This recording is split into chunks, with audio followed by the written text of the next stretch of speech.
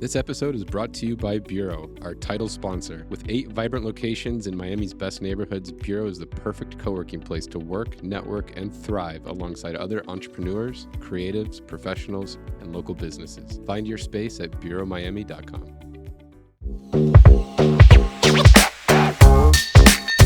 I think we're good. Awesome.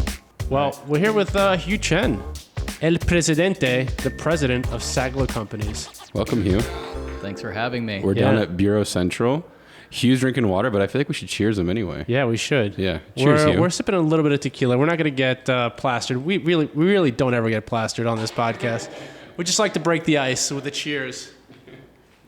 Cheers. Cheers, man. Welcome. So you came all the way down from the U.S. today? Yeah, I had to stamp my passport From at the Broward border. line? I know, right? How, did you ever live in Miami? I did. I actually, it's What's the Foreign Ambassadors? Funny enough, no, I didn't live at the Foreign Ambassadors. I lived at the Plaza Venetia. Got it. I saw you post something recently, and it looked kind of like the Foreign Ambassadors, but I saw Edgewater in the background, so I was like, I couldn't really place it. Yeah, I was there from 2002 to 2018, actually. Oh, awesome. Wow. So, yeah, I mean, I saw downtown Miami kind of grow up, I guess. You know, that was before...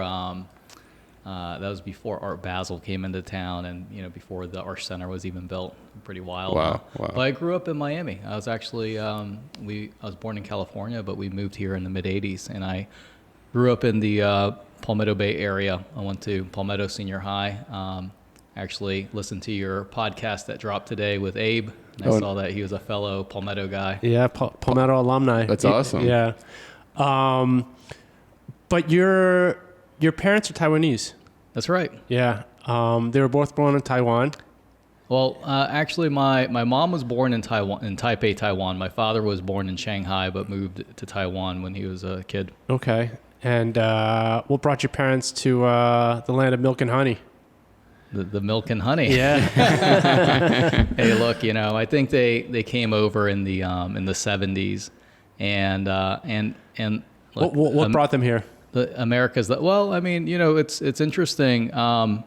I think America's the land of opportunity, and I think that especially back then, if you had some capital, you can leverage your capital to make a lot more money. And they came over on my mom's side of the family. They had various businesses, and so they were pretty familiar with the United States from an investment perspective.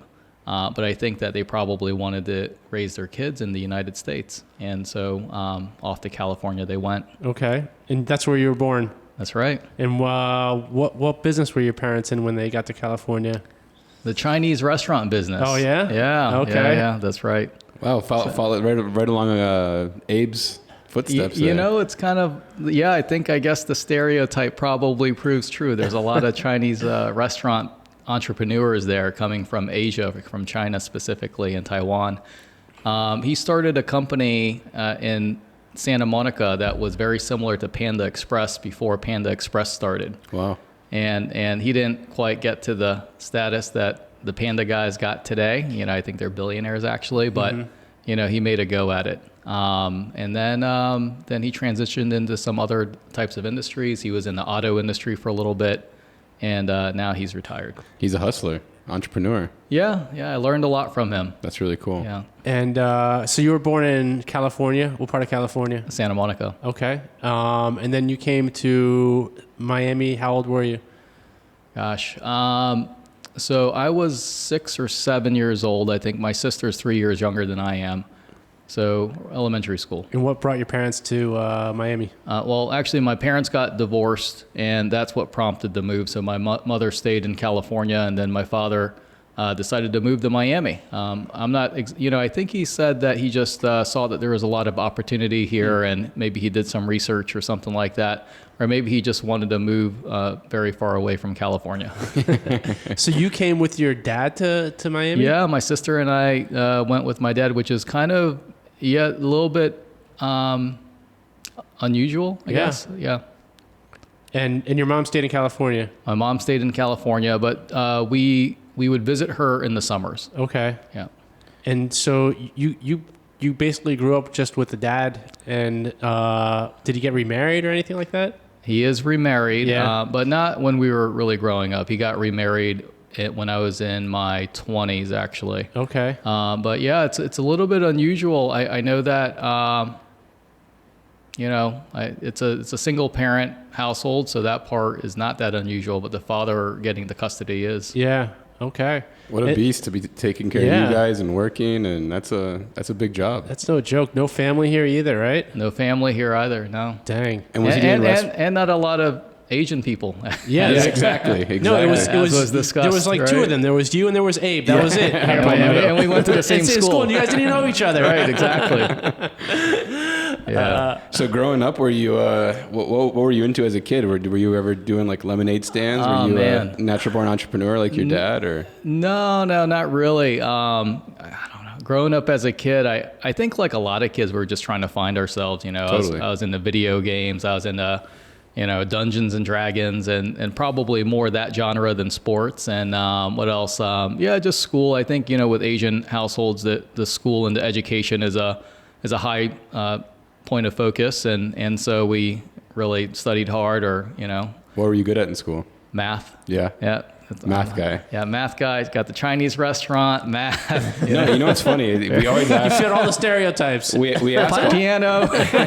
Yeah, your piano player. Video games. Well, it all funnels that way. So when you're growing up in an Asian household, usually the parents want you to play some sort of instrument, and usually that instrument's either piano or violin. And so you get prompted, you're put in lessons and things like that. And then study is very important as well.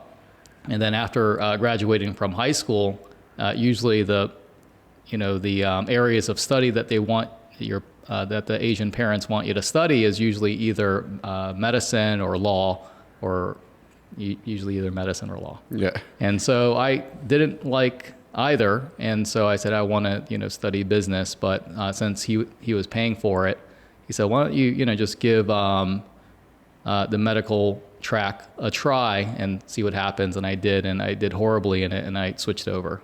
You hated it. Yeah.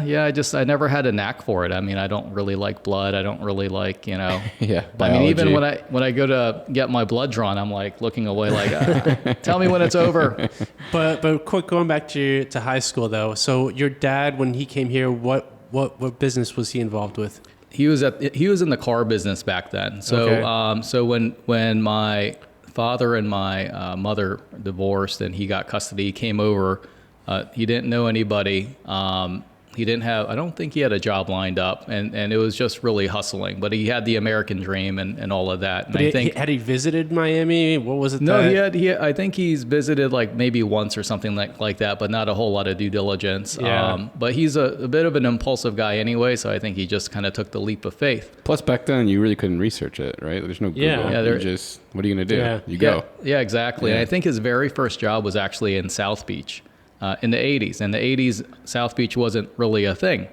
It was a thing. It was just it wasn't a good thing. Yeah, exactly. So well, it was a good thing depending who you were, right? Well, he told me the story that the hotel that he worked at, I think he worked in the kitchen of a hotel or something like that, was across from another hotel that the city was just trying to sell to anybody for like, $100,000 or something like that. So that was the state of South Beach at that time. And it kind of gives you an idea of what Miami was like at that time as well. Yeah, I mean, South Beach in the 80s was a lot of retirees and people waiting to die pretty much. Right. And then things really didn't start picking up in South Beach till the late 90s is when people started discovering Miami, when the photographers came, the models came. That's when it started. People started, okay, the architecture is beautiful here, real estate's cheap. So your dad was an early gentrifier of South Beach. Yeah, I guess you could say that. And then we kind of bounced around Miami-Dade County. I think he ended up getting his first job at some sort of dealership as a salesperson, and just grew his career from that. And then he ended up owning like a small used car lot for a number of years. And most recently, he was at one of the Toyota dealerships. So that was kind of like his track, not real estate at all, actually. So, which is kind of interesting. So neither my father nor my mother were in the real estate business. Gotcha. I'm the first. So when you switched to business in school, did you have any idea of what you wanted to get into, or you just liked the idea of business and you figure it out from there? Yeah, I guess you can say that. Yeah, no, I really didn't have a. You went to UF. I went to University of Florida. Yeah. And I studied finance, but I didn't have a clear direction graduating. Not really. Actually, right after graduating, I worked. My dad had his used car dealership in Miami, and I actually worked for him selling used cars for about 6 months before figuring out, what I wanted to do. Did you work with him at all when you were in high school as well? No. In high school, with the Asian households, they want you to just study, focus on your studies. So if you're in school, they want you to really, just study. Yeah. So I assume you were a good student. Yeah, pretty good. I was like an A and B student, but never good enough, Yeah, of course. Right. So you do any sports at all? No. Yeah, I wasn't really into the sports. Yeah. All right. So selling used cars, that's a character building. Yeah, especially in like Opelika. So that's where the dealership was? Yeah. It's like a buy here, pay here lot in Opelika. Yeah. 27th Avenue. Yeah. How much were the cars you were selling? Well, you remember the prices? Like $5,000 to $10,000. Yeah. What an experience. Yeah. So 6 months there, and then what happened?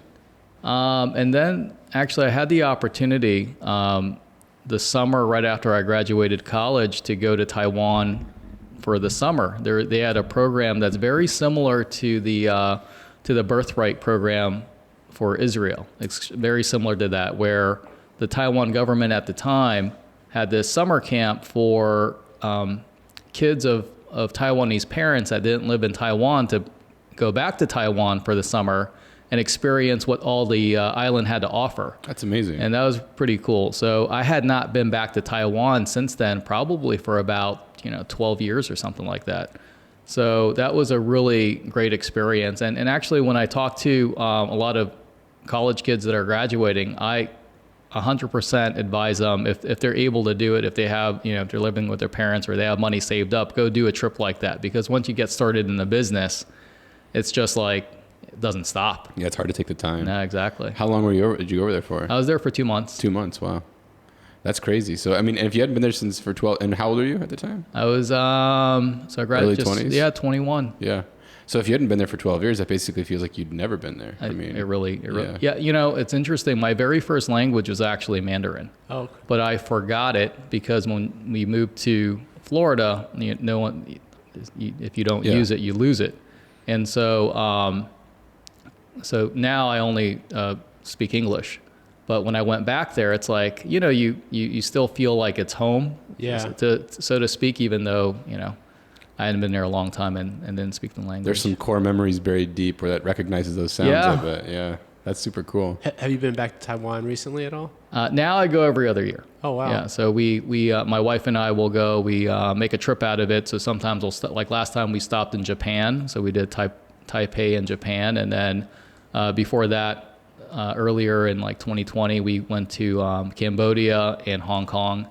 And I think we're going to go again next year and probably stop in Singapore or something like that. That's awesome. And so you got family in Taiwan, aunts, uncles, cousins? So I have a grandmother who is in her late 90s, and I don't know if she's actually 100, but they're going to have her 100th birthday next year, just to make sure it gets in there. That's amazing. And so that's part of the reason why we're going to go back. But I have some cousins and aunts and uncles and extended family over there as well. What's that flight like to Taiwan? Is that like a 23-hour flight? It is so brutal. Yeah. So there's no direct flights. It's interesting if you count East Asia, right? There's no direct flights anywhere in Florida to anywhere in East Asia.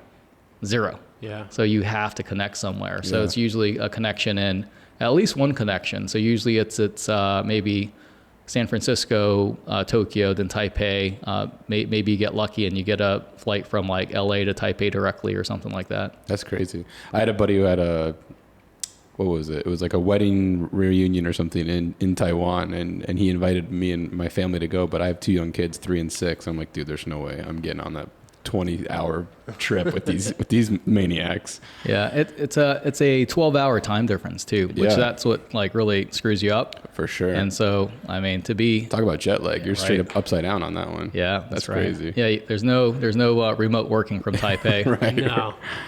It's kind of good, probably. A little disconnect. Yeah, absolutely. So after the dealership, what was the next move? After the dealership, I think he decided that he wanted to work for a bigger company. It's still in the car business. So I mean for you. Oh, for me? Yeah. Oh, for me. You were at the dealership for 6 months. That's where we left off. So I was at the dealership for 6 months, went to Taipei for 2 months. And then when I got back, I had to figure out what I wanted to do. So this was like in, I guess it was in August, right? And I had some friends I had one particular friend that was already in retail leasing and commercial real estate.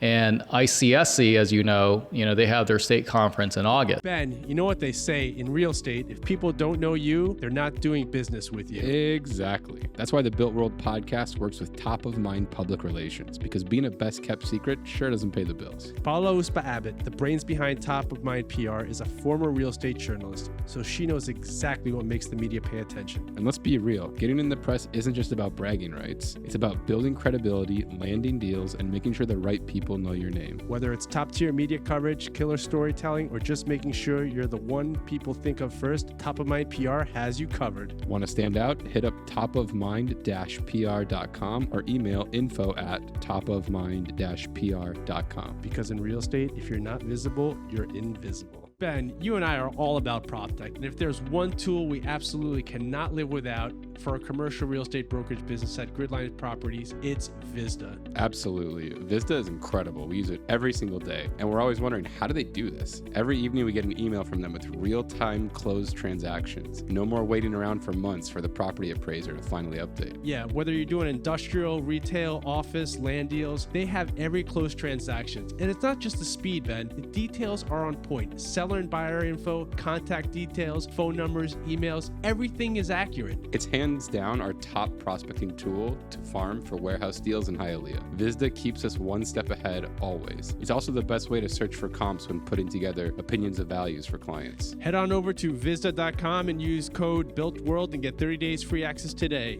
VIZZDA.com. So can you just talk a little bit about ICSC and what it is, just so people that may not be familiar with it? Sure. So ICSC is the International Council of Shopping Centers, and it's the trade organization for the shopping center industry. And so they have these events nationally. They have them for your state. They have regional events and some local events as well. So I think they have like 30,000 members or something like that. So you have your retailers, your landlords, your brokers, and the professionals that service everyone, all part of it, right? And I think it's a great organization. So they have their State of Florida conference in August, and my friend that just came from there and handed me an attendee list and said, hey, this is what I do. I do retail leasing, which means that if you go to a shopping center, there might be 30 stores, maybe the anchor is Publix, and then you have some vacancy in that property. And a retail leasing associate is what brings other businesses to open their store in that vacancy. And so he explained it to me. I was like, okay, that's pretty interesting. I mean, I think I can do that, And I figured, hey, let me give it a shot. So I had no real inclination anywhere else right now because, you asked me earlier, did I have a drive did I really know what I wanted to do or did I have a very clear direction? And I actually didn't. So I'm actually one of the stories where I'm like, I had no idea what I wanted to do. I was lost. I'm like, I just needed to find my way. I love that because that's 90% of people, right? Like who really knows? I mean, I think it's pretty rare to have a clear direction when you're that young. It's like, we're all just trying to figure out what feels the best, Well, the students these days are, like that's what impresses me actually is like you go to these school real estate events and societies like FSU, UF, University of Miami, and you have these kids that are 21 and they know exactly what they want to do. They say, I want to be an analyst or I want to do retail leasing or I want to be a broker. And I'm like, really? At 20 years old, you really know what you want to do? Which is great because I wish I had that kind of direction. I would have been a little bit more focused maybe. I think people are so much more exposed to all those roles now and what that means with social media and the internet and everything. It's like back in the day, like what does an analyst do? What does that mean? I don't know. Like it's amorphous thing. I heard through a friend, through the grapevine, this is what they do, right? And they make good money. Yeah. You know, that's what it is. It's the grapevine. All you had was the grapevine back then. It's like, what did your friend do? You had your like 1 to 2 degrees of influence from your core circle, right? Yeah, I heard pharmacists make $100,000. That was like you'd hear stuff like that and be like, that was kind of your exposure to the job market. Now you can see everything. You couldn't fact check anything back then. No, You're like, all right, let's this guy. Okay, he seems credible. Yeah, I mean, so I'm kind of like the anti. Yeah, I guess it could be. You know, I guess more people can relate to that, right? 100%. And so I had this attendee list. I'm like, there's 5,000 people in the list, and I'm trying to figure out, well, who do I want to work with? I'd say that the one attribute or the one characteristic that I've always had I've been really organized. So I pulled out my Excel spreadsheet. Mind you, this is the year 2000, so it's like like the ancient version of Microsoft. And I said, all right, we're gonna look through these 5,000 attendees and look at the companies. Then I took out the yellow pages, and I looked at the area codes, and I said, all right, I'm gonna focus on the ones in Miami because I was living with my dad at the time down in Palmetto Bay. And I put together a list after cross-referencing yellow pages, looking at the attendee list of 41 companies that I could potentially work at that were in the area that I wanted to be in, and were either a landlord or or a broker or something like that. That's super cool. So what'd you do? You just went to the ICSC event and met with everyone? Or? I didn't even go to the event. You just used the list. I only had the list. So I had this paper list, and I created the spreadsheet. And you weren't at Terra Nova at this point? I was not at Terra Nova. You were just like, let me try to figure out if this is something I'd be interested in. I'm just a recent grad that said to myself, this looked interesting enough. Let me give it a shot. If I don't like it, I could always quit and do something else. Cool. And so how did you go about contacting these companies and working through that process? Well, it wasn't easy because it's that catch-22 chicken or the egg. A lot of these companies, they want experience. And it's like, well, how do I get experience unless you hire me, right? Right. And I think a lot of kids are probably come across that today. But I was pretty systematic. I would focus on I looked up a contact at every one of the companies, and I looked up the address and the phone number through the yellow pages. And so I had 41 companies. We may have to explain what yellow pages are to some people. No, I'm serious. I think our listener demographic is old enough to know what the yellow pages are. You think so? You'd be surprised. Some of these young kids out of college don't know what the yellow pages are. All right. Well, Google it. Whoever's editing this video later, pop in the yellow pages. There you go. Right. But yeah, the yellow.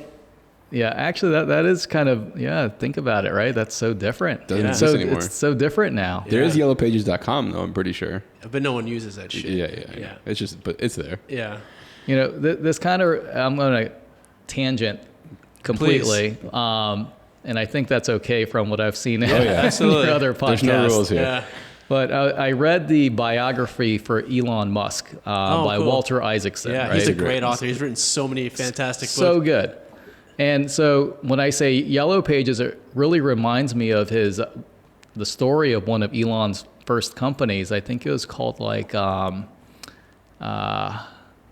I forgot the name of the company, but basically what it did was it was the first MapQuest, basically. Oh, that's right. And so what? And maybe you're looking it up now. So what it did was you had yellow pages. And you had a map, but you didn't have yellow pages on top of a map. And his thought was, hey, let me, create Zip2. Let me create essentially what ends up, like Google Maps today, and the businesses will pay me to be listed on that map.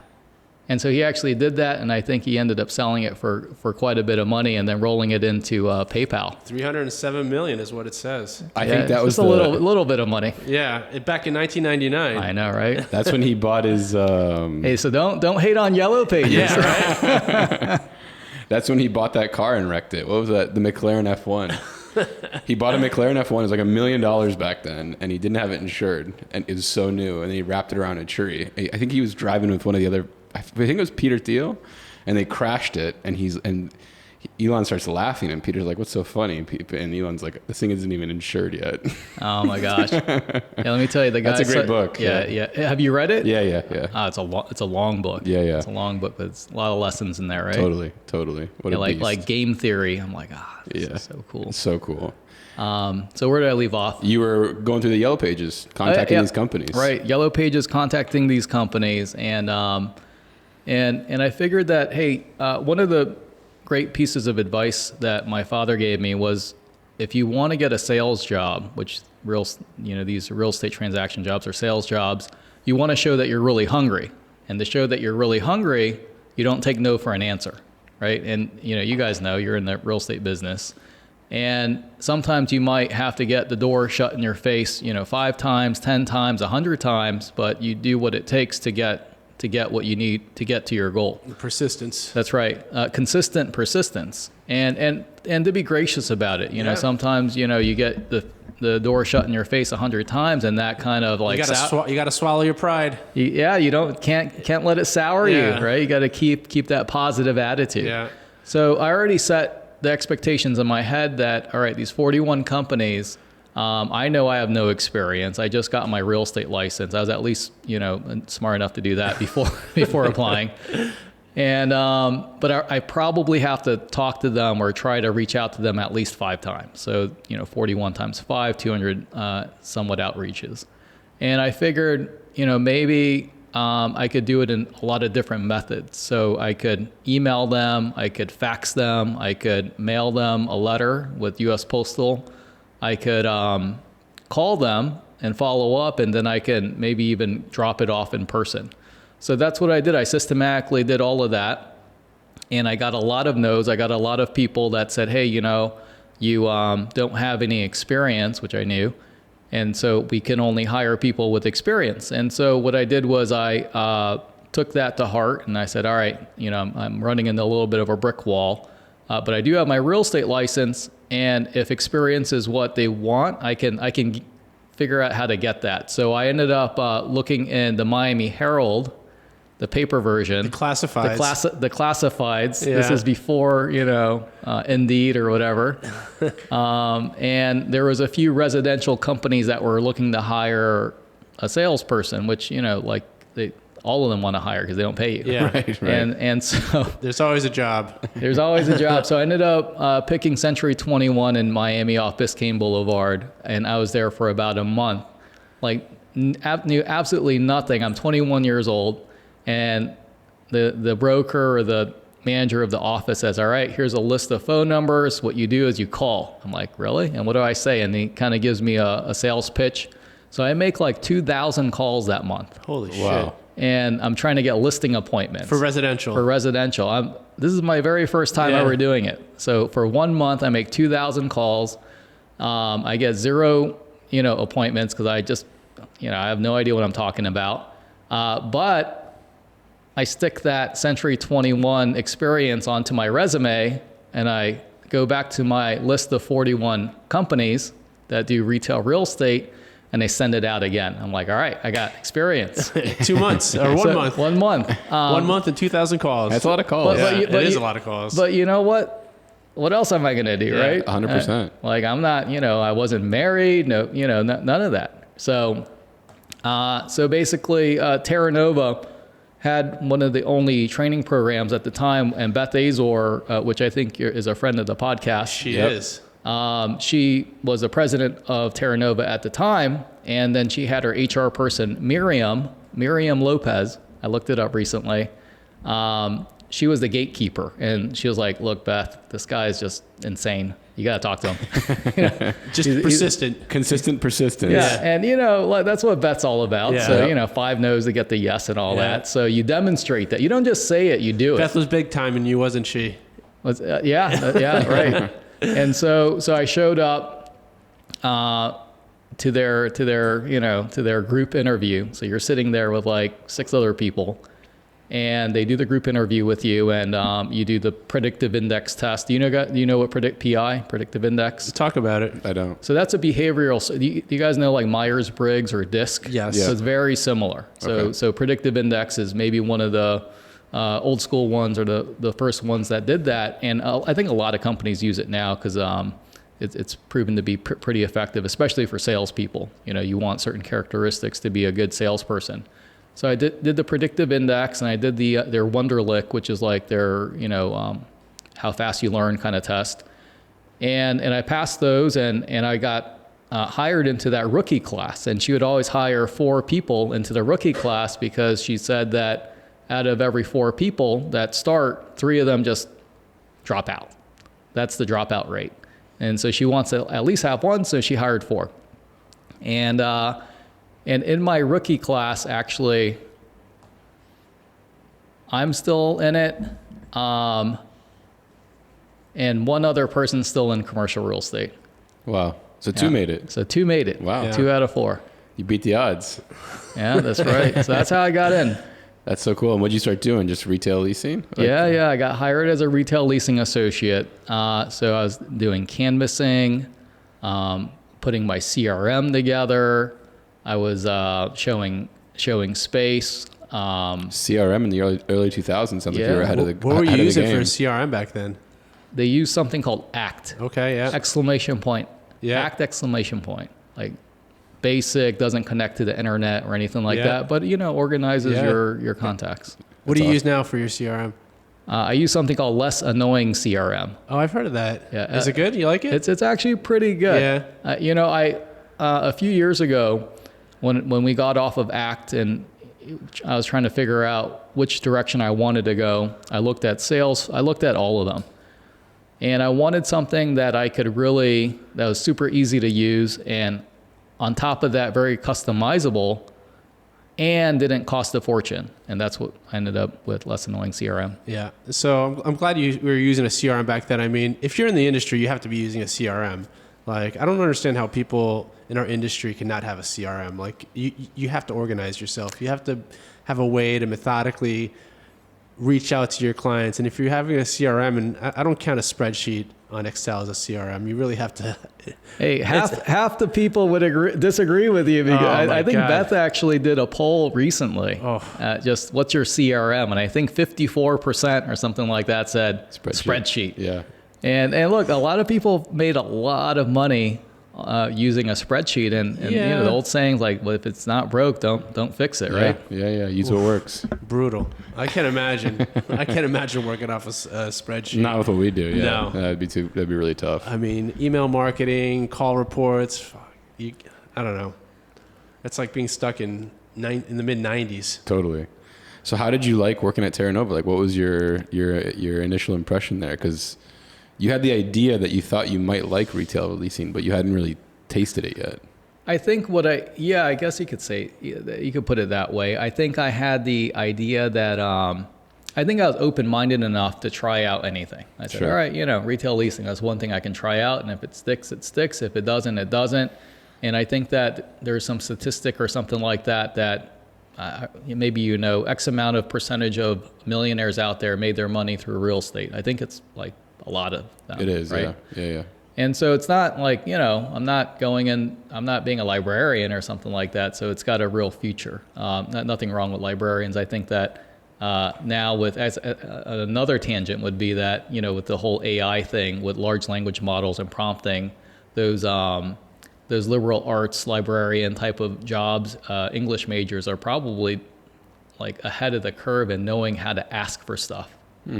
It's interesting. Through ChatGPT, you mean? Yeah, I mean, with AI, the pain point now is just knowing what you want and knowing how to ask for it. Totally. It's amazing when you read someone's detailed prompt that they put into an LLM, you wouldn't even think to talk like that to the AI. Like I saw one the other day for video creation, and they even specify like shot on a Leica Q2 for depth of field and shadow focus, f8, and they go through the whole thing. And I was like, man, I didn't even cross my mind to put in the camera it was shot on, but then the AI kind of mimics the sharpness, and on a 50 millimeter fixed lens, like you go down, and the end result looks incredible, and it's entirely different than if you didn't know how to ask for that. And that's actually another thing where even knowing that a Leica is a good camera and knowing which lens would be appropriate, takes an expert, right? It takes some knowledge, some already built-in knowledge. And a lot of these AI conferences that I go to and I speak on, it emphasizes the fact that, look, AI is not going to take your job away, but it will move some jobs around, and it will create new jobs, and it may disrupt some existing jobs. But one thing's for sure that will always be in demand are the experts, because they know what they want. They know how to ask for it. Yeah. You know, Felipe, ever since we moved into Bureau, my productivity has been through the roof. I mean, I might actually be getting things done for once. The energy at Bureau just makes work fun. Plus, with 8 locations across South Florida, from South Miami all the way to Hollywood, there's no excuse for not finding a spot to get your shit done, Ben. And we're not alone. Over 500 local companies call Bureau home. Everything from creative agencies and real estate firms to tech startups, law firms, and media companies. It's a melting pot of brilliant people, and we don't include ourselves in that category. We definitely don't include ourselves in that category. Bureau really has space for anyone, whether you're flying solo or have a team. There are suites starting at 100 square feet all the way up to 2,000 square feet. They also don't try to lock you into long-term agreements, and everything is month to month. Let's not forget the important stuff either. The coffee is top tier, staff is incredible, and has a very entrepreneurial vibe. It's not just a workspace, it's a place where work actually gets done. That's right, Ben. So if you want to level up your workday like we try to do every day, check out Bureau. You might even catch us sipping some espressos between podcast sessions. Or tequila. Definitely tequila. Tell Bureau the Built World sent you, and you'll get 50% off your first month's membership. See you out there. Cheers. Later. If your Instagram is collecting dust, so are your leads. That's why we started working with Sage Marketing, and I gotta say, they're dialed in, Ben. Yeah, they'll build out your content, help you with your brand voice, and even create custom reels for you. Stuff that looks good, authentic, and performs. Whether you just need strategy, someone to train your team, or you're ready to hand it all over, Sage has packages for whatever level you're at. And the best part, you can book a free 15-minute discovery call. No pressure, just a quick call to see where you're at and how they can help. Hit up socialmedia.sage on Instagram or check the show notes for the link. If you're serious about growing your brand this year, this is the move. So can we digress a little bit to AI, because it seems like you have a lot of experience in this, or this is one of your passions. How are you using AI personally, and on a company level? And maybe we should talk a little bit about Saglo and what they do, and then we can... You don't want to skip the rest of the story? I just feel we can move around. It's like one of those movies that just kind of bounces back and forth. Like, you want to get to the AI stuff? I kind of do a little bit. Maybe that'll get more clicks. I don't know. Who knows? It's good to the AI. Show up in your SEO a little bit higher. So just talk about Saglo real quick, and then we'll kind of go through your career afterwards. Sure. So Saglo owns and operates shopping centers. We own about 2.5 million square feet of property. That's 24 properties. Across Florida, we're in Atlanta, and we just entered the Maryland market in December. We're privately owned. We have some private investors, just friends and family investors that fuel our growth. We're vertically integrated, so we have our internal leasing, property management, accounting, acquisitions, asset management, and capital markets.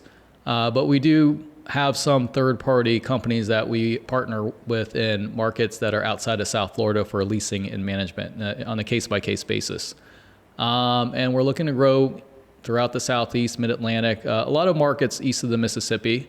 Saglo's been around since 1976, so we're going to hit our 50th anniversary next year. That's a big one. That's awesome. And let me see, I've been with the company now for about 13 years. I run the company. I've run the company for the last, call it 6 or 7 years. How many employees? We have 30 employees. And what else? We're based in Miami. And how are you utilizing AI in your role running Saglo?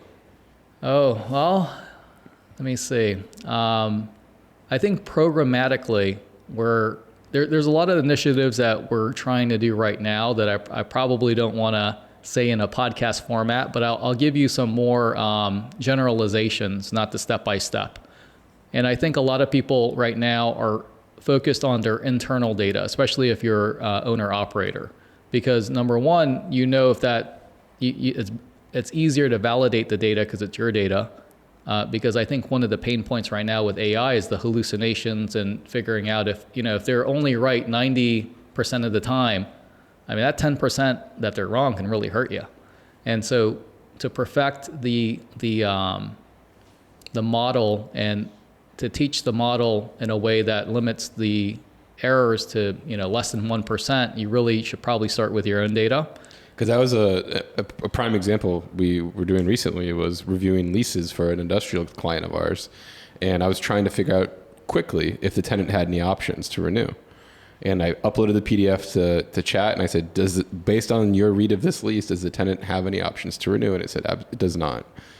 I read it anyway because I wanted to know for sure. I didn't just trust the AI. I went through and read the lease, and there was a very clear on the very last page and a 5-year option to renew at the tenant's sole discretion, and it completely missed it. And that's kind of scary. Like you can't really rely on that yet. Yeah, absolutely. And I think that the reason that is because of the PDF compression. Well, that would make sense. You couldn't OCR. You couldn't read the text well enough.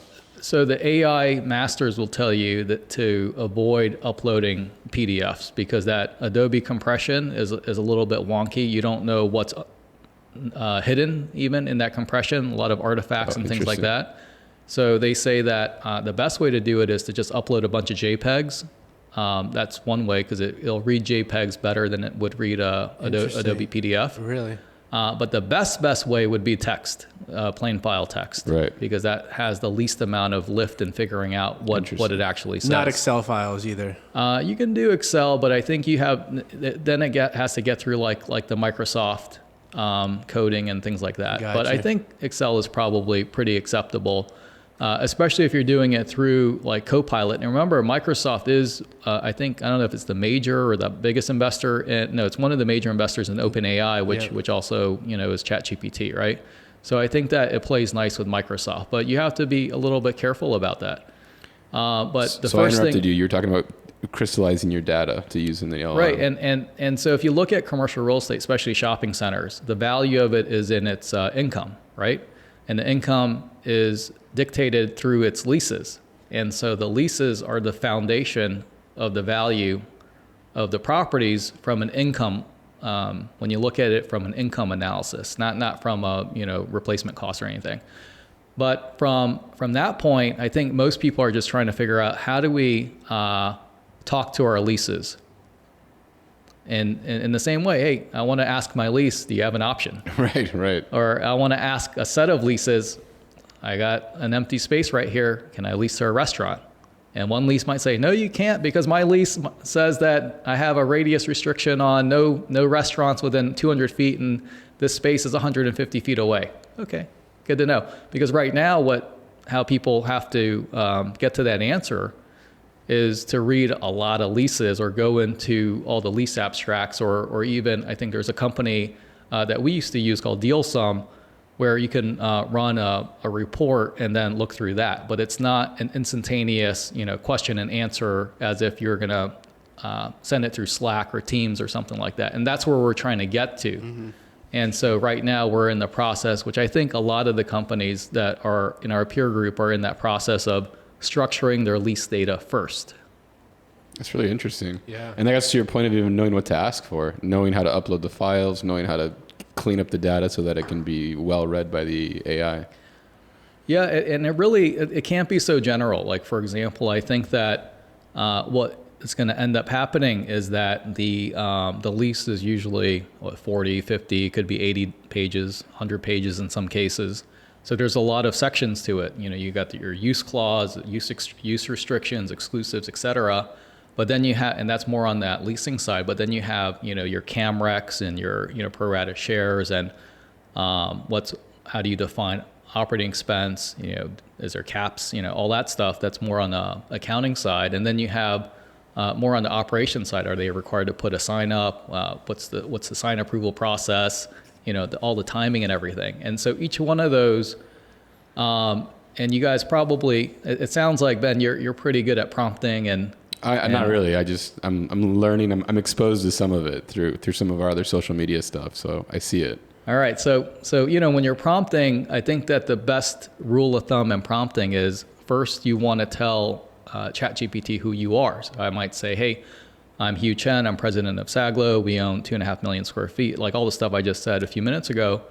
Then the next part of that prompt within the same context window, the next part, I would say, I want you to think like an attorney with 20 years of experience that's worked at Bills and Sumberg, graduated from Harvard, at the top of the class, worked in commercial real estate, has done thousands of leases. Like, you kind of give it like to what perspective you want them to be looking at things in. And then you want the output. And the output would be, you're highly focused on use clauses and use restrictions, and you've been screwed over before, so you know all the pitfalls to look for. I want you to be ultra conservative and let me know anything that could possibly go wrong if I wanted to fill in the blank. That's awesome. That's really interesting. And so that could be like a 300 to 400 word prompt. Dang. So that's kind of like the best, Do you ever threaten it with violence? I heard, I think it was Mark Andreessen on Rogan say that if you threaten physical violence, you get much higher, better quality outcomes.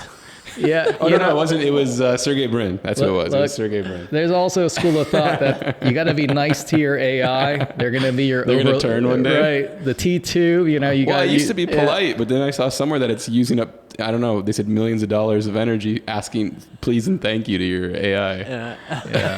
I don't know. But, no, it's super interesting. Do you see AI getting used anywhere else in real estate? It's kind of like we're in such an early phase. It's kind of figuring out where it can be useful. It's getting rolled out en masse right now and at scale all over the place. I think at the ICSC Vegas, which is the national conference of ICSC, I was just there a few months ago. I've noticed, and just so our listeners know, ICSC, it's probably one of the biggest real estate conferences in the country, right? Oh, I would say so. I mean, I think you have ULI that has their fall summit, and ICSC is probably the second largest conference. I mean, I think there is probably 30,000 people attending. Yeah, it's got to be the biggest. That's huge. That's a monster. That is a monster. And so they take over, I think, 2 different halls at the Las Vegas Convention Center, but the halls are filled with all the booths of vendors, of landlords, et cetera. And noticeably, there is a large amount of lease abstract AI companies. So I think everyone's really focused on that part of it. Interesting. What I've also seen, some of, but I haven't seen it as often, are companies that are focused on compressing the timeline between getting your proposal, your letter of intent signed with the tenant and getting them open. Because in commercial real estate, in the shopping center industry, the points on the timeline are you get your letter of intent signed, that's your proposal, then you go to a draft lease, and then you negotiate the lease. Once you sign the lease, you hand over the keys to the space, then the tenant goes through its build-out process, which could be very lengthy, which includes a permitting process. And then once all that's done, they got to get the approvals, put in the furniture, fixtures, and equipment, then they get open, right? That amount of time could be 6 months to a year, probably closer to the year now, just because of all the inefficiencies. You would think that over time, like with technology, you'd have more efficiencies, but that, for whatever reason, is not the case. But I've seen a lot of new companies try to attack that, meaning, give the tools to the municipalities to get through the permit approvals a lot faster, to arm the architects with, AI so that they can draw their plans more accurately. Because part of the delays, as you know, is putting in some shoddy plans and getting kicked back with a whole bunch of comments, and then going back and forth for like 2 or 3 months with crappy plans, right? That's kind of a pain point. So if you get it in the first time, you just save 2 months in your open time. 2 months across a portfolio like ours is, hundreds of thousands of dollars worth of rent. If not more. Man, good luck if not more, millions of dollars. Yeah. Good luck selling technology to government. I try that. It's a shit show. That's the last place any technology person wants to try to sell to is government. It's a shit show. And it's, the procurement process, the approval process. I mean, that's why government just is so slow. it's so difficult to innovate to have government as a partner. So, well, how do we fix that? Because we live in this world, this built world. We got to fix it, right? I don't know what the solution is. You almost have to give those tools away to government for free, in order for it to work. I mean, I think, just speaking about what I heard here, I think the lowest lying fruit really is, getting to LOI to, to getting to the contract, but getting that permit issue resolved. Oof. That's all just cutting out attorneys, which is probably not a bad thing. So not that I'm, I don't know if you'd mind if I talk about a company, but I'm not plugging them, is Placer AI. Yeah, talk about them a little bit. So we were one of the first 10 to 20 customers of Placer way back, I think in like 2018 or something like that. And talk about what they do, because they're an interesting company. Oh, great. And because I wanted to talk about that because their fastest growing vertical is the civic vertical, which is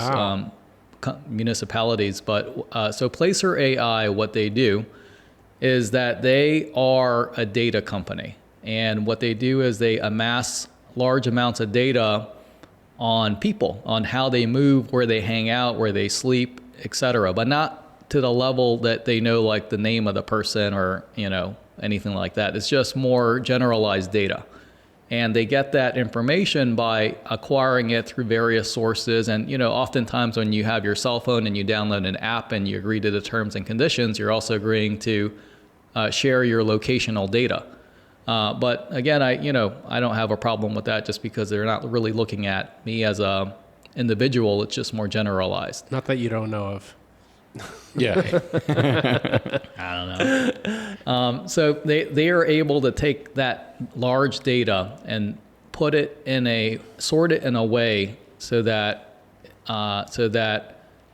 real estate people like us can go into their user interface and say, hey, how many people are visiting my shopping center or that specific tenant, that Publix or the TJ Maxx on a monthly basis or on a daily basis or on an hourly basis. And it can give us an answer with, maybe within 10% accuracy. Wow. That's crazy. That's what I think it's like 10% of how many people that was. And so I thought that was really cool. That's the reason why we got sold on that. But so you guys are a customer of Placer. We've been a customer and we're a happy customer of theirs. And so I think that they realize, hey, this really works well for shopping centers, and it doesn't work well for office buildings, mainly because they're using the locational data is laid over a map. Yeah. And so it's not 3-dimensional, it's 2-dimensional. But it also works well if you're a municipality and trying to figure out, traffic issues. You're trying to figure out maybe where to put parks or stadiums. Maybe if you're trying to figure out, some logistics of some sorts. And actually that civic vertical, the municipality vertical, is their fastest growing one. And I think they charge them retail. They're not charging them, less money because they're a civic and they're going through the RFP process. So there are some green shoots from that point, and the municipalities kind of grappling onto this AI data-driven decision making. That's really cool. Interesting to hear how that's being implemented. That's really valuable insights for you and your role to see where the foot traffic is. I think that's kind of, that's cool. That's your value in the knowledge part of it. You have to try to, how do you differentiate yourself from the competition is really, your knowledge. Knowledge is power. And a lot of the real estate guys are slow to adopt those types of technologies. So I think it's cool that you're on the cutting edge of that. Yeah, I think that the prop tech thing has really grown a lot in the last several years, and it was kind of a running joke like 7 years ago in 2018 where I started really seeing a lot more prop tech popping up. They would say that the what do you call it, the hurdle, the bar set really low, right? Like half the people are still using Excel as their CRM. Yep. So if you just do a little bit, you're going to just wow them. Yeah. And I think that's the truth. Yeah, that makes sense. Let's go back to Terra Nova. All right. I want to continue the trajectory. The journey. Yeah, absolutely. So you were at Terra Nova for 4 years. Yep. More or less. What were you just doing retail leasing the whole time there? What was it like the whole time? What was your Oh yeah, I did retail leasing the whole time there. I started off as a rookie. It's a 1-year rookie program, and then after that they give you some properties that that they assign to you, and they do third-party leasing. By the way, I forgot to ask: is this a salaried position or is this commission, or both?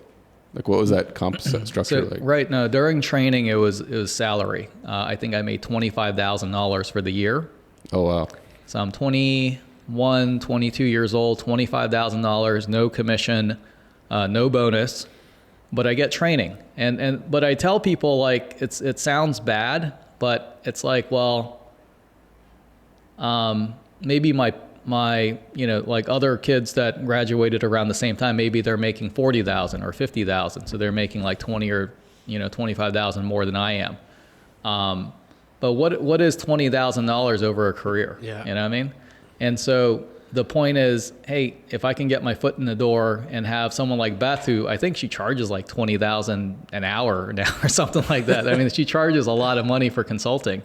If I can get her, every month for years, I mean, how much is that worth, right? So I think that your first job, I always tell graduating students, really look to see who you're working for and how good of a mentor that is to you. Because if you could work for Warren Buffett or something like that, right? I mean, people would pay him to work for him. For sure. Right? So no, that makes sense. So you were making $25,000 the first year. First year. What were you making your second year? I think the second year I got on straight commission.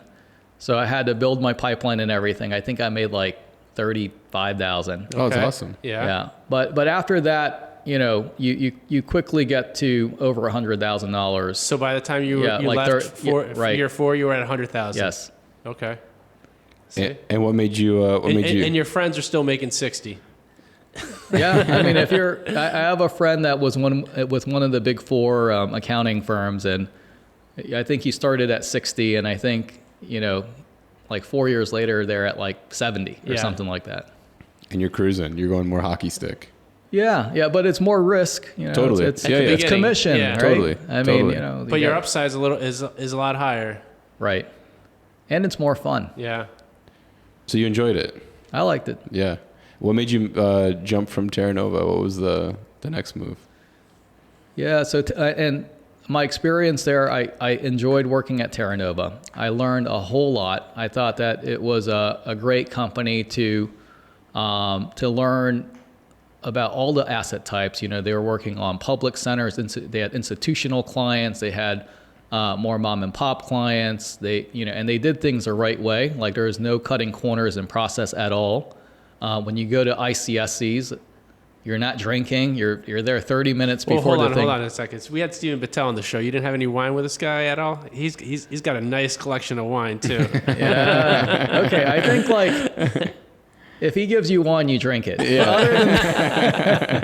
Other than that, no drinking. Right. So I thought that kind of, I don't know if I want to call it militant style, but almost like a boot camp style. Yeah.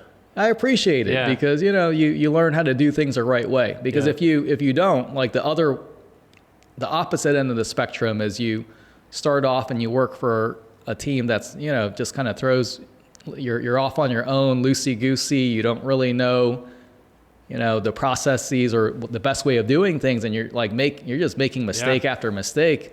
After like 5 to 10 years, you wasted a lot of time. And that, the time value of time is kind of where that hockey stick, where that inflection point is. The more efficient, the smarter you are with it in the beginning, you're going to see that a little bit sooner. Yeah, that makes sense. So after Terra Nova, you went to a development company, Woolbright? Yeah, that's right. So why did I go there? I think that I wanted to go in-house with the landlord and see what that was like. So I knew the, straight commission, you can earn, your earning potential is unlimited because it's all commission based.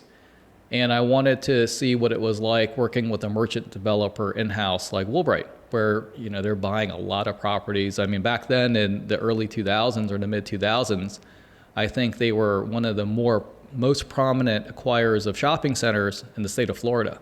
I mean, they were beating out people left and right, and they had, a lot of focus on leasing, and I was doing leasing, so that was great for me. And their comp structure was awesome. I think at the time it was a base salary of like $50,000, which sounds low today, but back then was very good, and $3 a square foot for the commissions, which could add up. If you do 100,000 square feet of commission, or 100,000 feet of leasing, you made $300,000. Wow, that's awesome. And so, how did you like working in house at the developer? I liked it, and I also liked learning that process. Their focus is on what's the exit cap. How are you going to be able to do the institutional exit on these value add deals? How do you add value very quickly? Sure, on the leasing side, you're adding value from a gross revenue standpoint, but then how do you enhance the property from an exit cap standpoint? The CapEx dollars that you're spending into the property, meaning that you're enhancing the landscaping, you're repainting it, you're doing the facade, you're just making it look like a Class A center where maybe when you bought it, it was like a Class A minus or a Class B plus. So that exit cap rate compression, added to the increase in your gross revenue or your NOI, greatly enhances the value of the property, and then you can make a lot of money that way.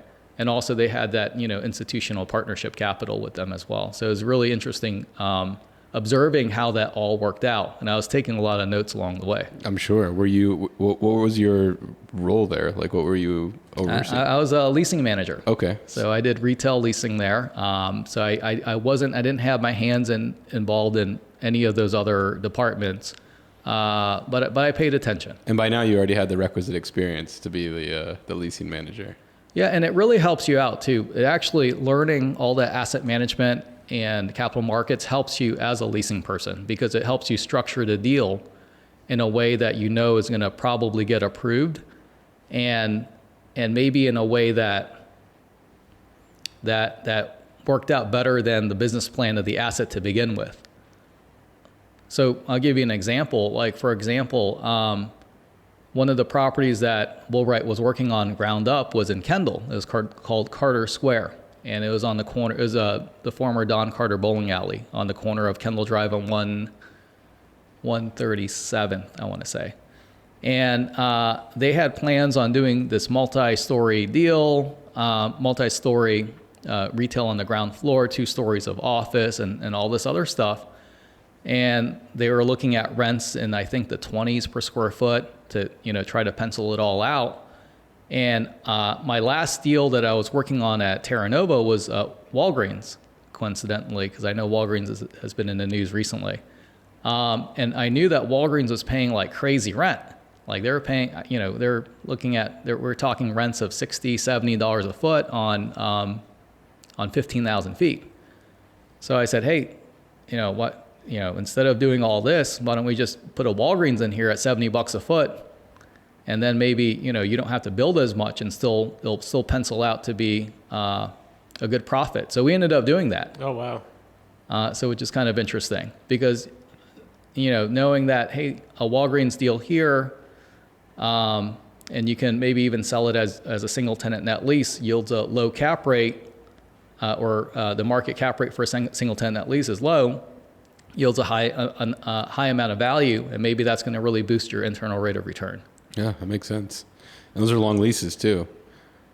Right. Investors like that. They love that. This episode is brought to you by Built World Advisors. Yeah, that's us. We're not your typical commercial brokerage. We combine deep market knowledge with a media platform that actually connects to people doing deals: the developers, brokers, architects, and attorneys. Let's not forget the investors, Ben. From warehouses in East Hialeah to off-market gems in Allapattah, we help you find value where others aren't looking. If you're tired of waiting for opportunities to land in your inbox, let's talk. Built World Advisors, real estate for the people who get shit done. You can check us out at builtworldadvisors.com. What were they in the news for recently? Were they closing stores? I think that they were in the news recently just for, I think that they're in some financial turbulence right now. And so you even see that, and I think they have 1,200 stores, and they announced that like 300 of them, they were going to close.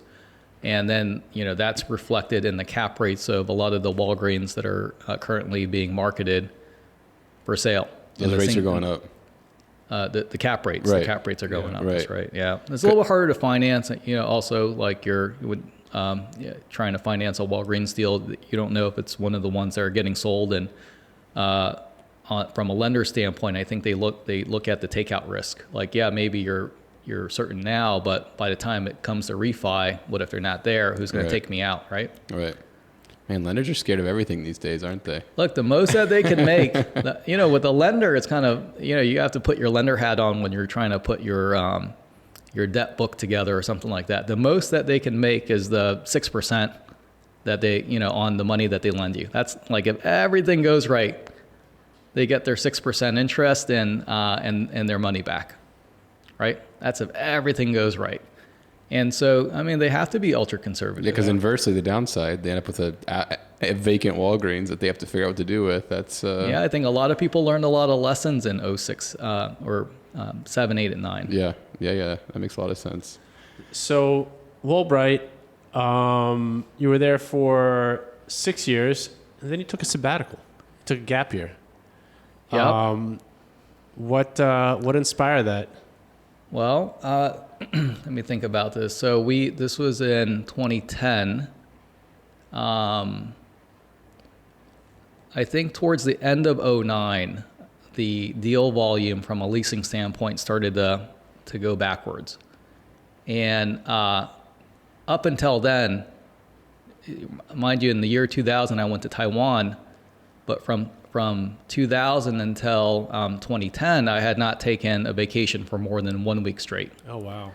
And so, which limited me to going to places like Mexico or, stuff like that. And I wanted to go to Europe, and I wanted to go to some other, places that were a little bit further out. And you hadn't been to Europe yet? And I had not been to Europe. I hadn't been to a lot of places. Yeah. And so, I said, well, and I've always been a saver. So I'd say that if there's two characteristics of mine, one is I'm organized, so I like Excel, but not for a CRM. Not for a CRM. Thank God. Not for a CRM. All right, we're gonna throw you out of the room if you're using it as a CRM. So and the second thing is I'm frugal. Yeah. So I really stretch my dollars out. So let me talk a little bit about that. And I save money. Yeah. Yeah. What do you like spending your money on? Traveling? Yeah, I spend money on travel. Yeah. Yeah. Anything else you like? Gosh, I don't. Shows like musicals and theater and stuff like that. So I'll drop $300 a seat on some shows, but I'm in the BOGO aisle of Publix, right? So, yeah. You're not a car guy at all. No, not really. Yeah. No. Okay. I don't know why. Fancy clothes, fancy wash. No. It looks like you got a little. I have a Casio. Oh, but same I here. do. A little G-Shock action. I have a Rolex, but I just don't wear it because I don't know. It's just too blingy. Too much shine to it. These things you could just bang around, right? Like you go everywhere with these things. I actually bought this one a year ago. My wife and I was going. My wife and I we were going to Europe. Actually, one of the bucket list items I had was going on a cruise through the fjords of Norway. Oh, that's amazing. And I knew that they were actually closing down the fjords of Norway to large cruise ships because of environmental reasons. And so we jumped on the cruise, which is an awesome experience. And we also tacked on Barcelona because Nicole's my wife. She loves Spain, and I love Spain too. It's so awesome. But when you go to Barcelona and you look up the travel videos, everyone just says, watch your pockets because you're going to get pickpocketed. Mm-hmm.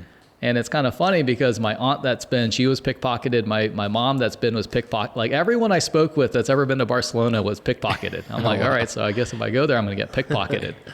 And so I was like, $20 watch. You can pickpocket this all you want, all good. But what do I like spending money on? Yeah, with the car thing, Yeah, I think part of it is that because my dad had a used car dealership, and I kind of, grew up around a lot of those, cars. He always looked at it as a depreciating asset, and he's like, don't fall in love with a car. If you're going to invest money, invest it in something that's going to appreciate. And I think that's what stuck with me. So where do you invest your money? Real estate? Shopping centers. Hey, shopping centers. You want yield. You want depreciation. You want appreciation. You want, You got any exposure to the stock market too, or you got everything in real estate? A little bit. Yeah. I'm like the worst at the stock market. Yes. Yeah. In the 1990s, the late 90s, so I was at University of Florida from 95 to 99. And that was like leading up to the .com bust, but it was the boom at the time, right? Yeah. And so like everyone that was 20 years old thought they were a genius trader. They're like, I'm so smart, I'm making 20% returns and things like that. Until 2000 came around. Yeah, exactly. So I had my money in something or another, and I lost it all. Yeah. It was like, I mean, it wasn't a lot back then, but $10,000 in the 90s when you're 19 is a lot of money. Yeah, it's like we talked to Isaac Toledano from he was BH. the same boat too. Same. He's like, I don't touch the stock market anymore. He's like, everything goes in real estate. Well, that's what he said. He lost all his money in that 2000 .com bust. And I lost, so I had a lot of money in GM leading up to the GFC, so I lost all that. I had money in J.C. Penney, had money in Radio Shack. Oh, you picked some winners there. So you just gotta start putting puts on. CBS too. You got CBS there or no? So don't ask me about stocks. My wife picks my stocks for me, and it's been pretty good. So the sabbatical year, what was that like? That's a really cool move. Yeah, so going back to the sabbatical thing, so I had never gone to Europe, and I said, hey, deal volume's a little bit low. I've always wanted to do this. I have money saved up because I was very good at leasing. And you're still flying single too, right? And no wife, no girlfriend? Still single. Nothing keeping me in Miami at the time. And so, why not? Yeah. What do I got to lose, right? Yeah, that's amazing. And so I told my boss at the time at Woolbright, I said, all right, I'm going to give you, a couple months, but I gotta do this. And I don't know when I'm coming back. That's going to be, there's no end date. And so I did it. And I spent 2 months in Europe, and I visited, maybe 20 something countries over those 2 months. Wow. And then when I got back, I wanted to do a cross country road trip. I have never done that before either. So I drove from Miami, Florida to Vancouver, Canada. Oh, nice. Corner to corner. And then from Vancouver, Canada, from Miami to Los Angeles, California, Los Angeles up to Vancouver, Canada, over to Quebec City, Quebec in Canada, and then back down to Miami. All by yourself? All by myself. That was about 90 days. Wow. And you were... And actually, if I had a camera at that time, a vlogging stick, and if YouTube was around, I might have been a YouTube guy. Or huge influencer. But hold on a second, you are an influencer in some ways. We checked out your LinkedIn profile here, and you got some followers. So yeah, I was an early guy. Some people were early in TikTok. I was early in LinkedIn. So what kind of car did you drive across country? And where did you stay? Did you stay at hotels? Were you camping? What were you doing? Yeah, I had my Lexus. So I had bought a Lexus ES330 in 2006. It was an 05. So I just drove that, a sedan, across. That's a four-door, it's a four-door monster, right? Yeah, it's normal size car, sedan, which I actually drove. That car I drove to 280,000 miles. Wow. And so I had that car for, about 15 years. Dang. Yeah. What a beast. Yeah. I know. But you know what? During that same time, I have friends, I won't name names, but I have some friends that had bought like $150,000, maybe $200,000 worth of cars, through those 15 years. I'm like, look, I'm still on I love that. My $30,000 car. Yeah. And, but Lexuses are awesome. It really held up. And I did a combination of mostly hotels, but I also brought my bicycle and a tent with me. So I did some. Speaking my language. You're a bike rider too?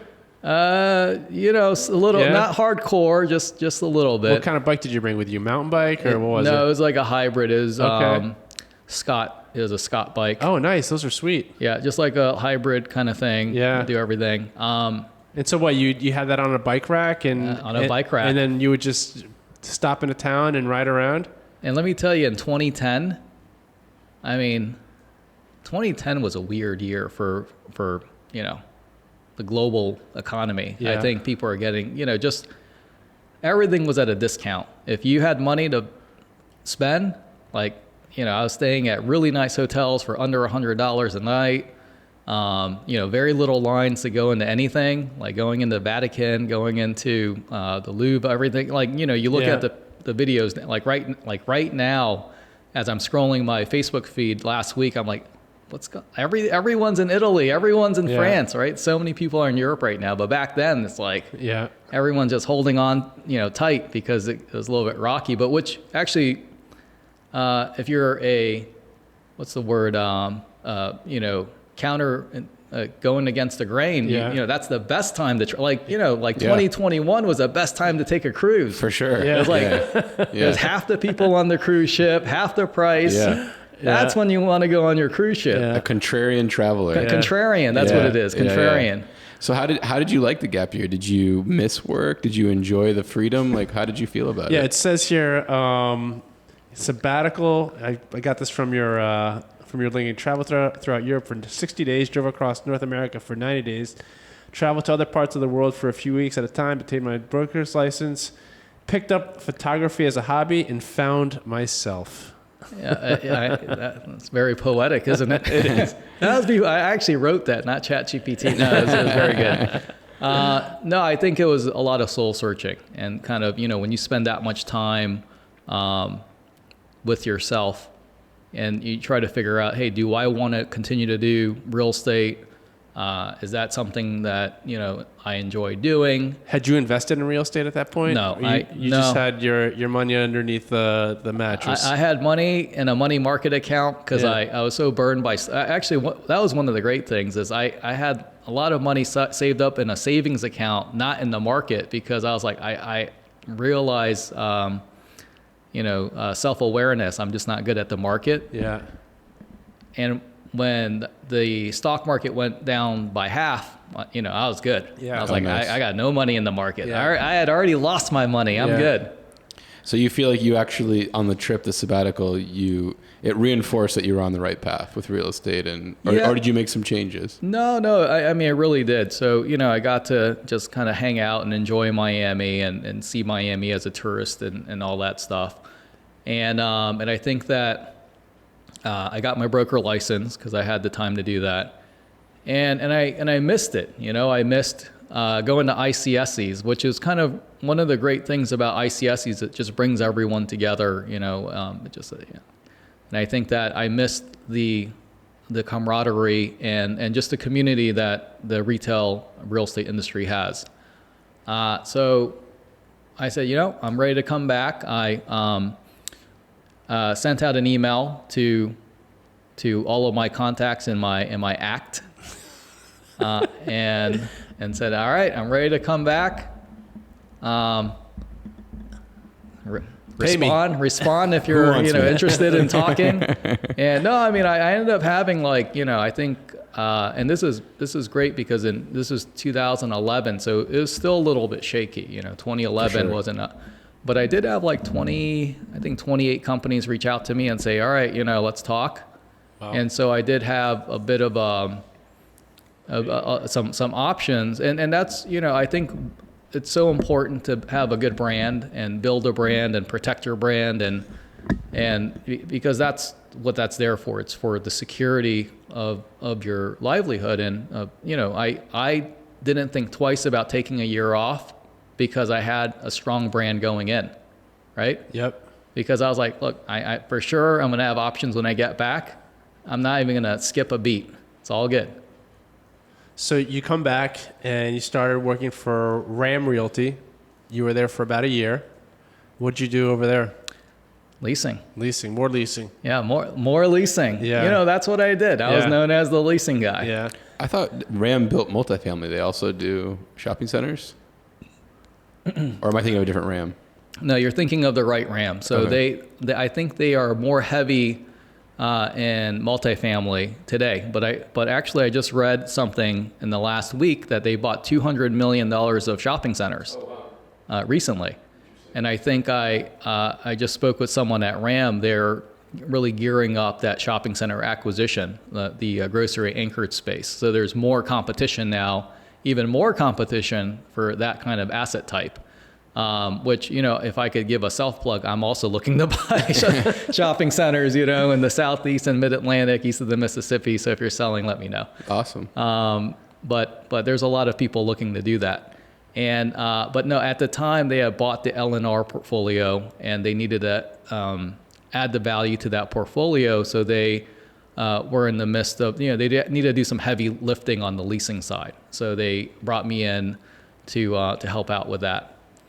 But I think that, you know, going back into the leasing seat, and sometimes and this is going to transition into Saglo, this is where relationships are built, and you just never know where your next opportunity will come from, is that I had met Jack, who's the main principal at Saglo, back in 2002, when I brought a tenant. I was at Terra Nova at the time, and I brought a tenant to one of his shopping centers.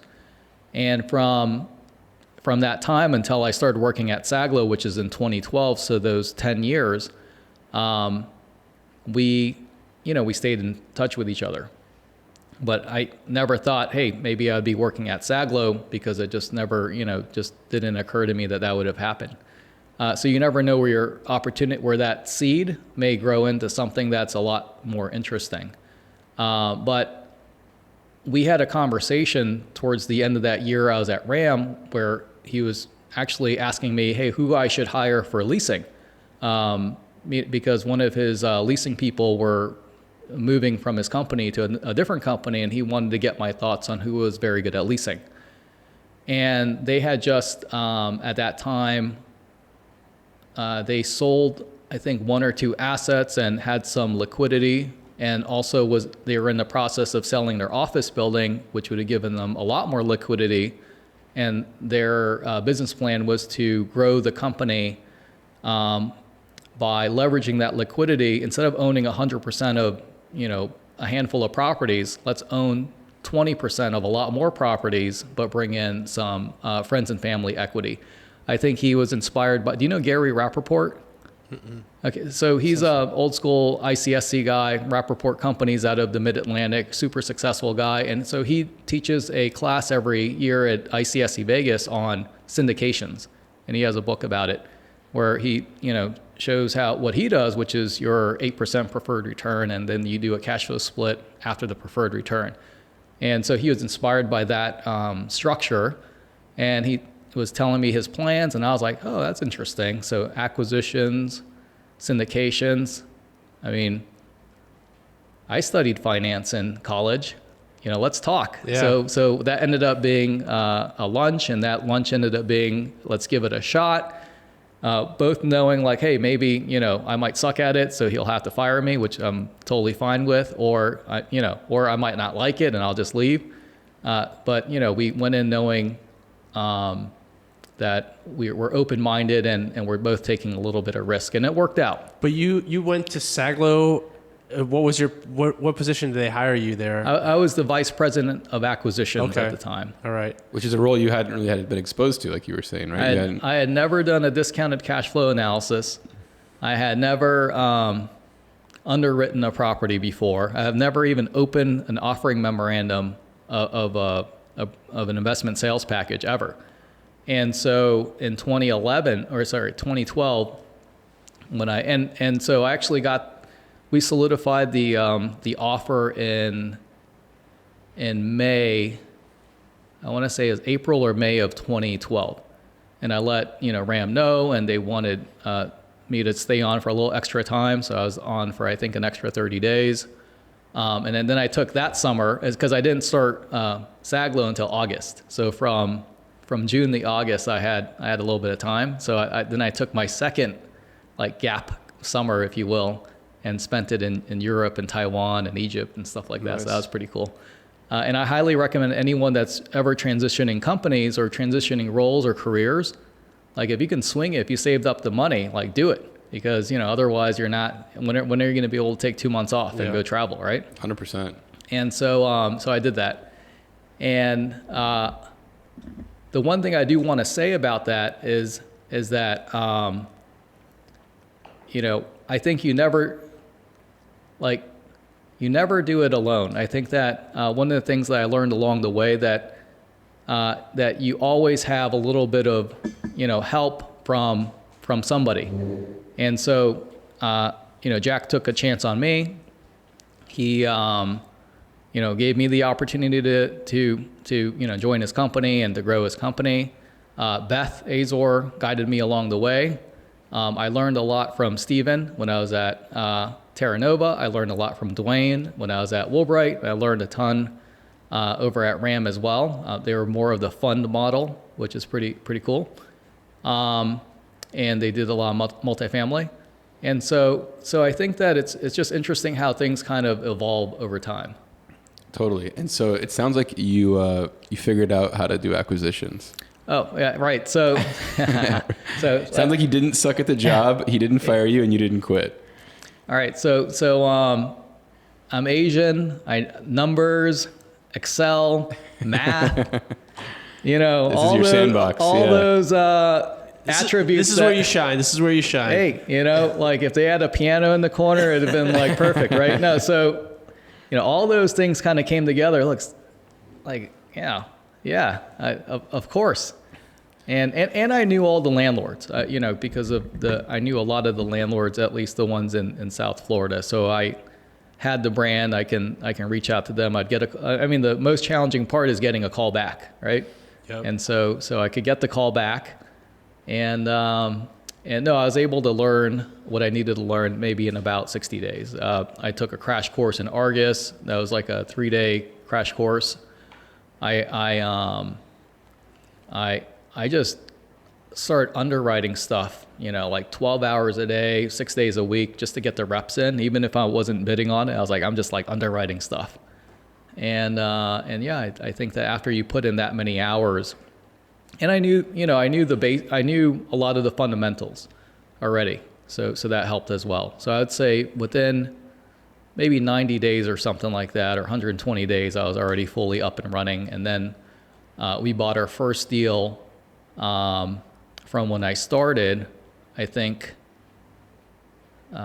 maybe 7 months in or something like that. Oh, that's pretty quick. Yeah.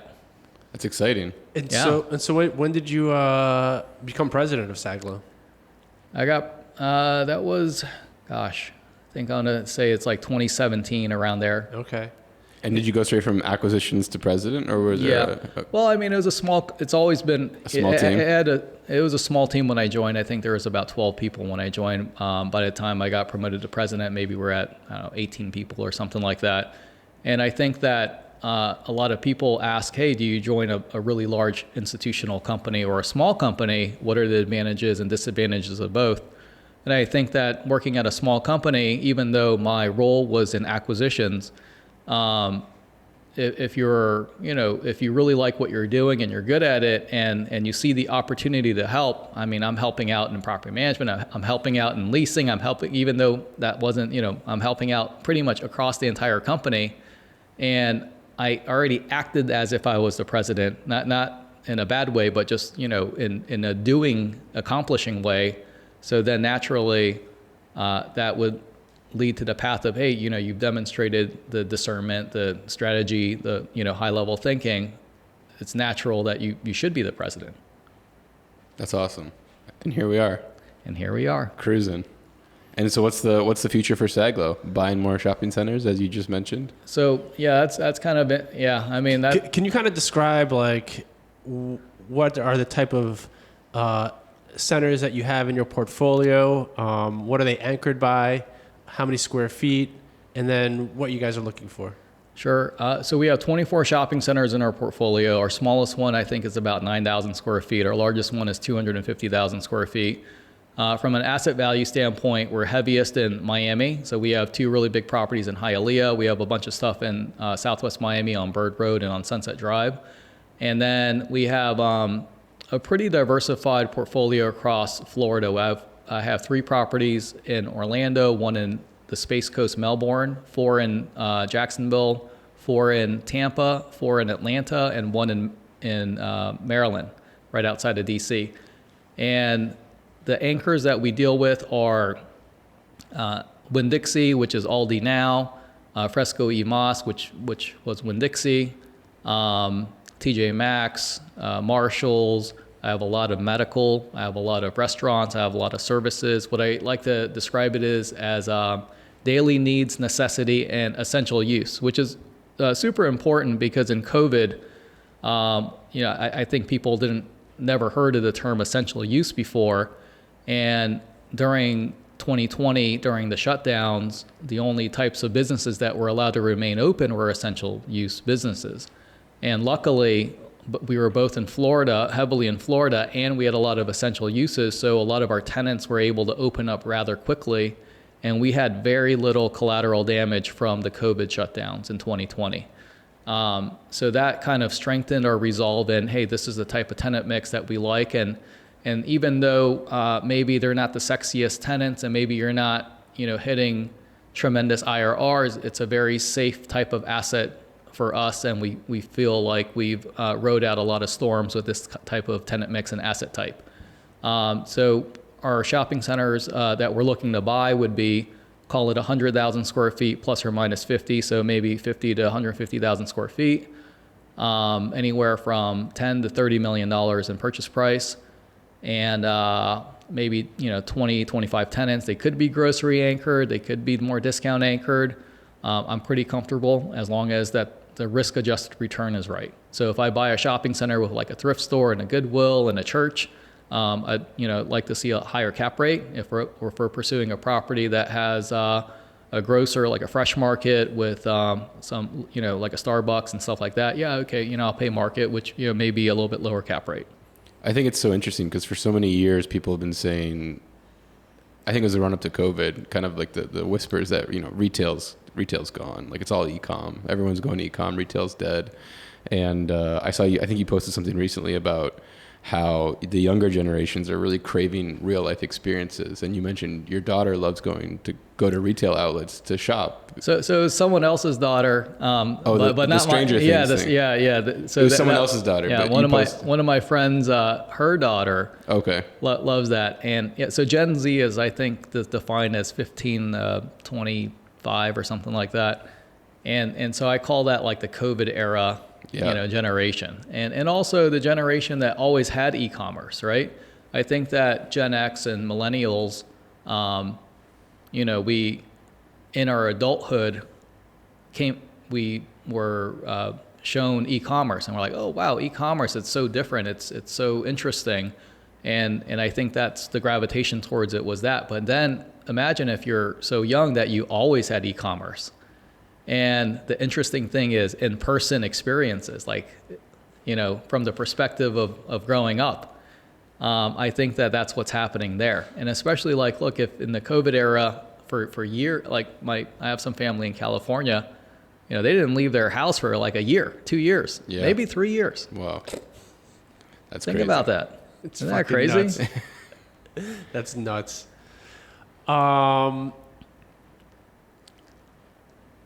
And I'm going a lot. We're doing a lot of tangents, so you have to pull me back in if I didn't tie up the loose end. No, I think you nailed it. You nailed it. Quick question about ICSC.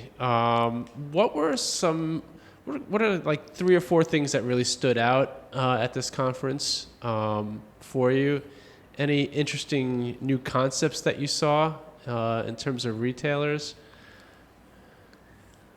I mean, if you count pickleball as like an interesting I think a lot of pickleball. Don't get us started on pickleball here. It's like that's the trend right now. You saw the pickleball models walking around with their that's funny. Pickleball bats or whatever, your rackets. They're putting them in strip malls, pickleball courts? Yeah. Interesting. Yeah. We don't have one in one of our strip malls, but they are. Where are they putting these, in the parking lots? No, I think that they're taking over like former boxes. Yeah. You know, like maybe I think I heard At Home has filed bankruptcy or is filing bankruptcy, so maybe it'll be an At Home or something like that.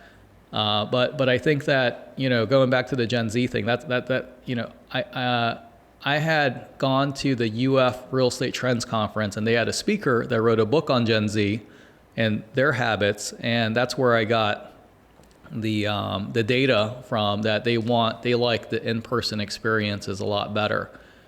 And it's interesting because I think that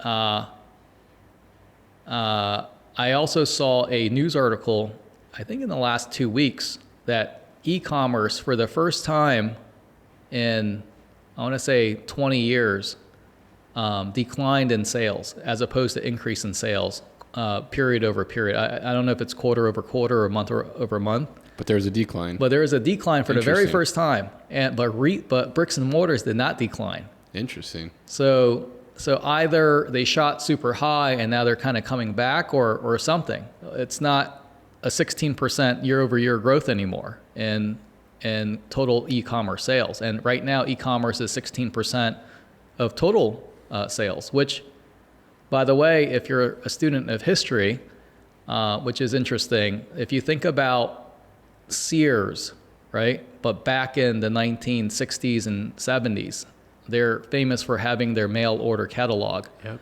And they're famous for having their Sears card, if you remember. And the mail order catalog was the e-commerce of that time. They're like, well, why would you go shop in person? You can just order it through the mail order catalog. Their, I think, ultimate market penetration at the highest, I think, was like 18%. Oh, wow. Interesting. And that tracks. That's really interesting. And the percentage of people that had the Sears card, I think, was like, in the United States, I think was like 30 or 40, maybe it was like 50%, something like that. Wow. It was a really high, I mean, if you can look it up, but it's like maybe 40 or 50%, but it is very close to the percent of people that have Amazon Prime. Oh, that makes so much sense. So it's almost like Amazon has reached like market saturation or something. But, you know, Jeff Bezos knows this. I think Jeff Bezos has already admitted, like, look, I know that Amazon's no longer going to be around at some point, right? It's just a matter of when. Everyone gets disrupted. Right. Yeah. And people crave real experiences, to what we were talking about earlier. Like, we're so disconnected now. Everyone's behind their computer. Like, it's nice to get out of the house. Well, and things kind of go full circle. I actually posted a video on my I think it's on YouTube. I have a very small, I just started a YouTube channel. I think it's got like 80 subscribers, so it's a baby channel. But I posted a short video about how some of the stuff that we're seeing today is almost like a callback to how things were before. For example, if you growing up in the 80s and 90s, you would see these old, black and white TV shows on Americans living on a farm and getting the milk delivered to their front step. Well, what's happening today? Yeah. You're getting milk delivered to your front step, right? Because back then I was like, that's a bygone era. Yeah, Never going to see that again. Right. Now you're getting milk and everything else delivered to your front step. Yeah, it's true. And then, if you look at those 1920s or whatever shows, you had the general store with the counter, and you just told them what you wanted. They go and bag it and give it to you. So what do you have today? Click and collect, right? You tell the website what you want, you go to the store and you just go to the counter and pick it up. Right. So it's all kind of coming around. Interesting. And even with the driverless vehicle, I think that that's going to be that's going to come back strong. I think that the autonomous vehicle thing, if you remember back in 2018 or so, had a lot of buzz around it. And then it kind of tapered off. But now with full self-driving, I think it's really coming back with Waymo and Tesla and things like that. If that is successful, which I think it will be, where a lot of cities are designed, and a lot of cities in the United States are designed on the basis of the scale of a car, where in Europe it's on the scale of a pedestrian. I think you're going to go back to the scale of a pedestrian because it's just better if there's a lot of, if autonomous vehicles really become the primary mode of transportation. Interesting. How does that impact you guys? I mean, you guys have, your malls are on big pieces of land. On major thoroughfares. On major thoroughfares. And the path of growth. And let me ask you a question Less about parking. Yeah, and let me talk. That's where I was going with parking. I mean, I feel like every time I go into a strip mall, like there's so much parking. Are you guys?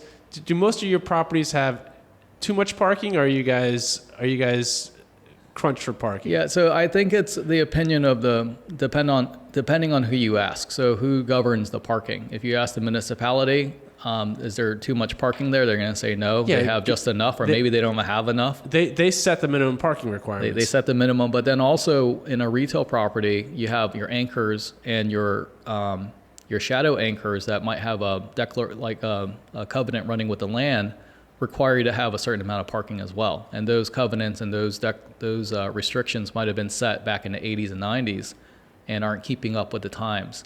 But I can tell you that even with Walmart, for example, they've been, one of the front runners in e-commerce with their acquisition of the Jet.com, Bonobos, et cetera. And I think their e-commerce their total, I think, sales are keeping up with Amazon actually. And a lot of it's driven by e-commerce. They're converting a lot of their parking lot into, pickup stations and things like that as well. And so I think they realize, and I think if Walmart's doing that, because it's a little bit of a group think, other retailers are going to say, oh yeah, that makes a lot of sense. And then the benefit of having a better utilization of the land and the traffic that brings might outweigh the potential of, not having enough parking, which will probably never be the case. Yeah. Really interesting. Well, Hue, it was a pleasure meeting you and hearing your story. What a journey, and hopefully we can do some deals together. If anybody has any shopping centers, hit up Hue. Awesome, Hue. Awesome. Yeah, thanks for joining us, Hue. Yeah, it was a pleasure. Yeah, it was awesome getting to know you a little bit better. Good stuff. Have a great afternoon, man. All right. Appreciate Cheers. it.